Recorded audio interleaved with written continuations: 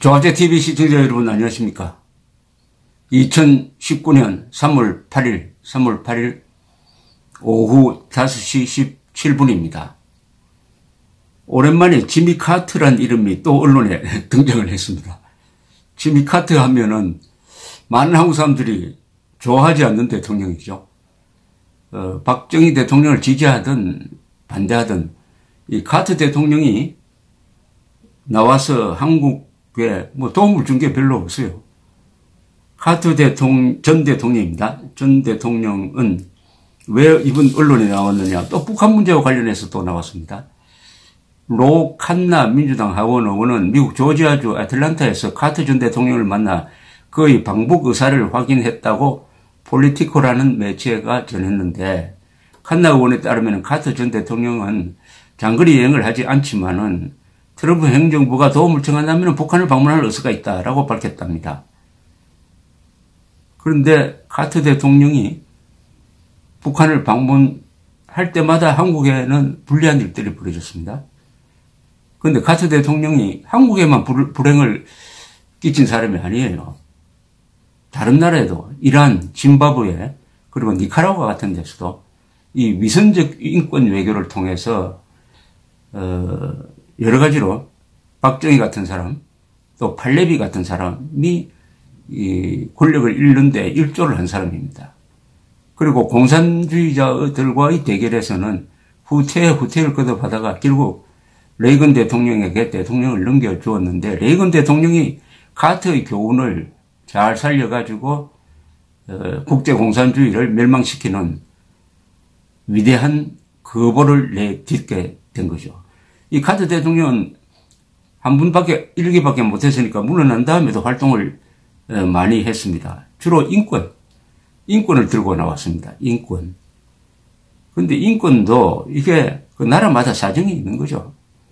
미국식 인권을 지금 아프리카에 적용하면 되겠습니까? 그런데 이 사람은 1970년대 한국에 적용하려고 그랬습니다.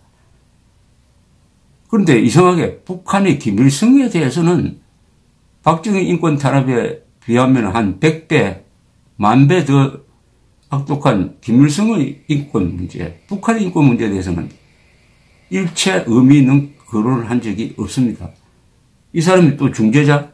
이게 뭐 문재인 대통령이 중재자 역할이 지금 안 되니까 이제 카트가 나오려고 하는 것 같은데 뭐 되지는 않을 겁니다. 트럼프 대통령 같은 사람이 카트를 아마 매우 경멸하고 있지 않을까 생각이 들고, 특히 볼턴 보좌관 같은 사람이 옆에 버티고 있으니까 그냥 이것은 언론의 기사용으로 하나 만들어낸 내용 같은데, 이왕 지사 카트 이야기가 나왔으니까 한번 집어봐야 되겠는데, 카트가 또 한국 언론에 나왔던 적이 있습니다. 그게 바로 이 통합진보당의 핵심 인물이었던 이석기 전 통합진보당 의원이 1심, 2심에서 유죄를 선고받고 대법원의 확정 판결을 기다리고 있는데 한국 대법원을 상대로 성명서를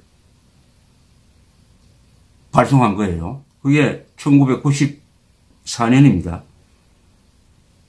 이렇게 카트센터라고 있습니다. 아틀란타에 카트센터가 성명서를 보내왔는데 이런 내용이 있었습니다. 현재 상고심이 진행 중인 이 소송에 제시된 사실들의 진위에 관해서는 언급하지 않겠다. 어떤 방식으로든 대한민국 내정에 간섭하지도 않을 것이다. 그러면서 이런 이야기를 합니다. 이 의원에 대한 유죄 판결이 1987년 이전의 군사 독재 시절에 만들어진 매우 억압적인 국가보안법에 의해 선고됐다는 사실에 주목하고 있다. 참 오만방자한 이야기인데, 아니 그 국가보안법이 나중에 개정이 돼가지고 그 개정된 국가보안법으로 선고를 했는데, 그 개정된 국가보안법에 의해서 누가 인권 침해를 받은 적이 있습니까? 민주화 시제 이후에. 그런데 이 국가보안법이 87년 이전에 만들어진 그 역사적 연원만 따져가지고 마치 이석기는 뭡니까? 바로 통합진보당과 맥을 같이 하는 통합진보당은 북한식 사회주의를 구현하겠다는 정당이었어요. 대한민국의 지옥을 만들겠다는 거 아닙니까? 이런 하나마나한 성명서를 낸 것도 이렇게 해가지고 뭘 하고 있다는 것을 보여주려고 한 거지만 물론 무시되었죠. 그 다음에 카터가 또 곰스라 불법 억류된 곰스라는 사람을 데리고 오기 위해서 데리고 온다는 명분으로 북한을 방문했지만 김정일이가 만나주지를 안 했습니다. 클린턴은 다른 미국인을 데리러 갔을 때 김정일이가 클린턴 대통령 만나주었습니다. 그거 보면은 당시에 김정일이는 카터를 별로 좋아하지 않았던 것 같아요. 아버지하고 무슨 거래를 했다고 그랬는지. 이 카터가 1994년에 김일성이가 핵개발로 코난에 몰렸을 때 미국이 북한에 대한 군사적 공격까지 고려할 때가 있었습니다. 1994년 여름이었습니다. 그때 김영삼 대통령이 그 군사적 공격을 찬성하고 더 앞장섰어야 돼요. 우리가 역사의 기회를 놓쳤습니다. 그런데 김영삼 대통령은 클린턴 대통령한테 전화를 걸어서 폭격하면 안 된다 라고 말렸다는 것을 자랑하고 다녔습니다. 나중에는 후회를 했다는 이야기가 있습니다. 이 무렵에 카터가 등장을 해가지고 북한에 가서 김일성을 만났어요. 김일성이가 김영삼 대통령과 회담하겠다 하니까 그 메시지를 들고 한국에 와서 김영삼 대통령한테 그 메시지를 전하니까 김영삼도 만나겠다. 이렇게 됐습니다. 그러다가 회담 준비 기간 중에 1994년 7월 9일에 7월 8일에 사망하고 7월 9일에 김일성 사망 소식이 전해지면서 무산이 되었습니다. 코너에 몰린 김일성이를 북한을 구해준 역할을 그때 카터가 했습니다. 그때 카터가 등장하지 않고 압박을 계속 했더라면은 그때 핵 문제를 끝장낼 수도 있었습니다. 무엇보다도 이 카터가 한국 역사에 등장한 것은 1976년 선거에서 당시 현직 대통령인 포드한테 이기고 1977년 대통령이 된 것인데 이 사람이 선거운동 때부터 박정희 욕을 그렇게 했습니다. 박정희가 인권 탄압하고 있다. 그러니까 자기가 집권하면은 주한미군을 철수시키겠다고 했습니다. 아니 인권 탄압과 그것도 다른 나라와 비교해서 박정희 인권 탄압이 진정한 인권 탄압인지를 좀 제대로 보고 판단을 했어야 되는데 그것과 주한미군 철수가 무슨 관계가 있습니까? 그래서 주한미군 철수 정책을 쓰기 시작했습니다. 1977년에. 그래서 박정희 정권과 갈등 관계에 들어갔습니다. 그런데 주한미군 철수를 박정희는 좋다. 주한미군 나가라. 그럼 우리 핵개발한다. 는 입장을 가지고 준비를 했습니다. 그런데 미군들이 막았어요. 미국 군인들이 아무리 생각해도 주한미군을 철수를 하면 당시에 한 5만 명이 주둔하고 있었는데 하면은 손해볼 사람은 미국인 거예요. 왜냐하면 주한미군을 한 4, 5만 명 한국에 딱 주둔하면은 작전 통제권을 가지고 있어가지고 한 6, 70만 되는 한국군을 또 지휘할 수가 있고 하니까 아주 작은 투자로 큰 병력을 움직일 수 있고 이게 바로 당시의 주적인 소련을 견제할 수 있는 전초기지다 하는 생각이 들어가지고 미국 군부에서 사보타지를 불리기 시작을 했습니다. 그래서 당시에 주한미군 사령관인 배씨가 정보를 김정일 정보부장을 통해서 박정희 대통령한테 전해주어 가지고 박정희 대통령이 좋다. 주한미군 나가라. 그러나 나가도 좋다. 철군 보완 조치가 있어야 된다. 해가지고 상당한 액수를 요구를 했습니다. 이 정도 원조를 하고 나가라. 근데 그 원조가 액수가 너무 큰 거예요. 이것도 주한미군 철수가 미국 안에서 지지를 받지 못하게 되는 큰 원인 중에 하나였습니다. 또 싱글러버 참모장 같은 분은 공개적으로 기자회견을 통해서 카터의 정책이 잘못되었다고 이렇게 반발을 하고 당시에 정보기관이 다시 북한의 군사력을 평가해 보니까 실제 알려진 것보다 굉장히 사단수도 더 많고 하다. 이렇게 함으로써 주한미군이 있어야 된다는 여론을 만든 게 당시에 군부였습니다. 미국 군부였습니다.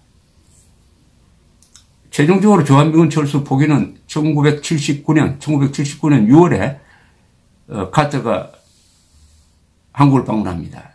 거기서 청와대에서 카터와 박정희 대통령 사이에 회담이 벌어지는데 이 회담이 아주 어색한 회담이었어요. 이때 박정희 대통령은 속으로 아주 꽁하고 있었습니다. 그래서 회담이 열리자마자 한 40, 50분 동안 손님인 카터를 앉혀놓고 자기가 하고 싶은 이야기를 다 했습니다.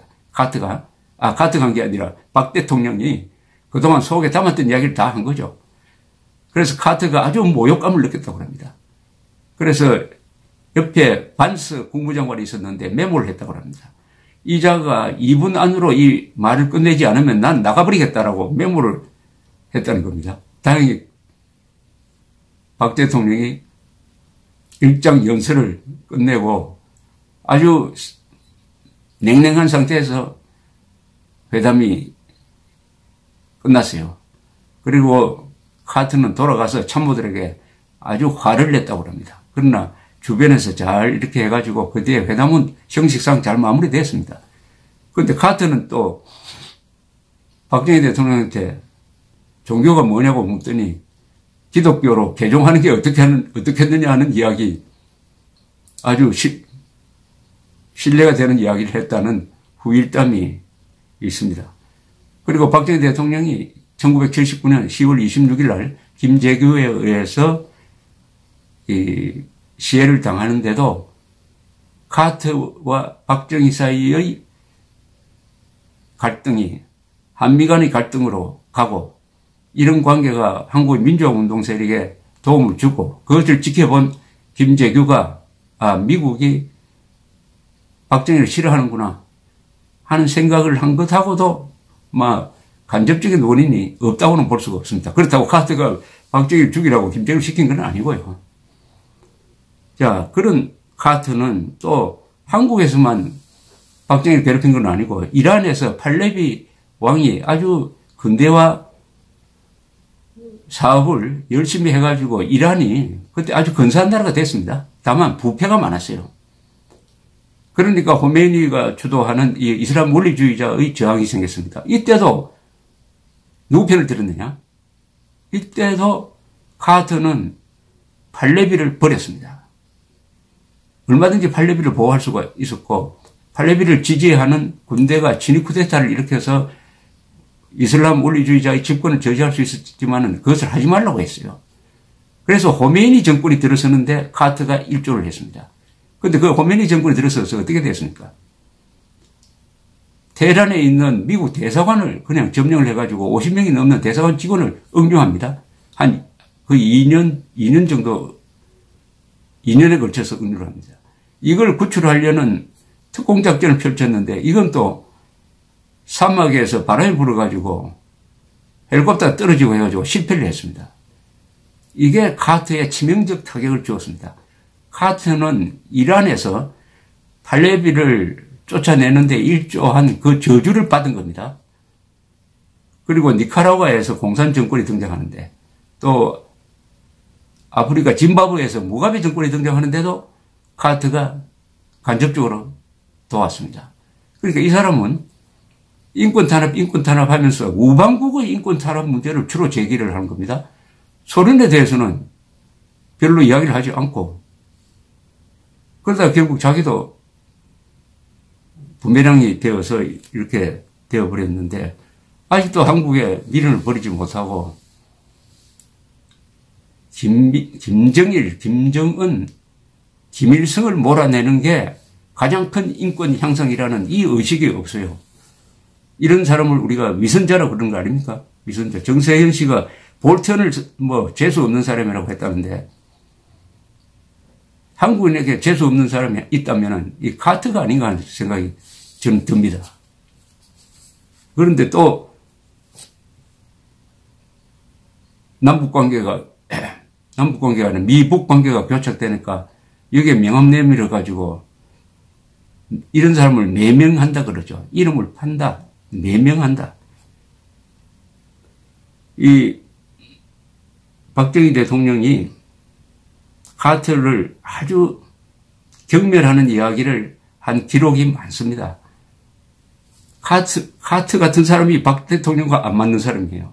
박 대통령은 쇼를 가장 싫어하는 사람입니다. 소박한 사람이죠. 뭐뭐인 체하는 사람이 아니죠. 그런데 이 카터와 이게 잘 맞지 않았습니다. 카터와. 박정희 대통령이 좋아했던 사람 많습니다. 케네디도 좋아했고, 존슨 대통령도 좋아했고, 닉슨 대통령과는 조금 껄끄러웠고요. 포드 대통령 좋아했는데, 카터와는 전혀 맞지 않았습니다. 이 카터 참모 중에서, 선거운동 참모 중에서 윌리엄 H. 오버볼트라는 사람이 있습니다. 이 사람이 중국의 부상, The Rise of China라는 책을 1993년에 썼는데, 이 사람은 카터를 따라다니면서 박정희를 미워하다가 나중에 한국에 자주 왔다 갔다 보니까 박정희의 경제개발이 가장 성공적이고 이게 바로 인권을 향상시킨 것이다 해가지고 박정희 아주 극찬하는 사람으로 바뀐 적도 있습니다. 윌리엄 오버홀트, The Rise of China. 이처럼 카터는 인권 문제를 정치적으로 이용하는 사람이에요. 또 인기의 소재로 삼는 사람입니다. 다행히 트럼프가 카터에 비둘릴 것 같지는 않습니다. 다른 사람이 몰라도. 감사합니다.